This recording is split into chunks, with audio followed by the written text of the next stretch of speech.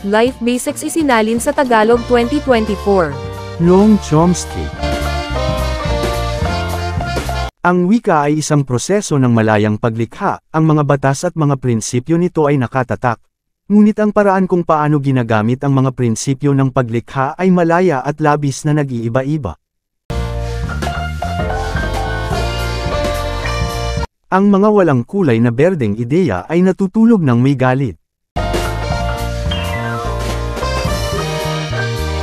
Ang tungkulin ng lingwista, tulad ng biologo o botaniko, ay hindi upang sabihin sa atin kung paano dapat magpakita ang kalikasan, o kung ano ang dapat tignan ng mga nilikha nito, kundi upang ilarawan ang mga nilikha sa kanilang lahat ng magulong karangyaan at subukan ang tama nilang maipapayo sa atin tungkol sa buhay, sa mundo, at lalo na sa kaso ng lingwistika, ang kaisipan ng tao.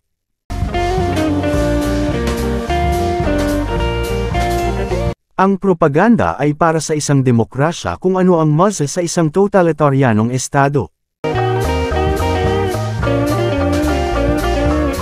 Ang matalinong paraan upang panatilihing mahinahon at sunod-suniran ang mga tao ay limitahan ng mahigpit ang saklaw ng tinatanggap na opinyon, ngunit payagan ang napakalikhang debate sa loob ng saklaw na iyon. Kung hindi tayo naniniwala sa kalayaan ng pagpapahayag para sa mga taong kinapopootan natin, hindi talaga natin ito pinaniniwalaan.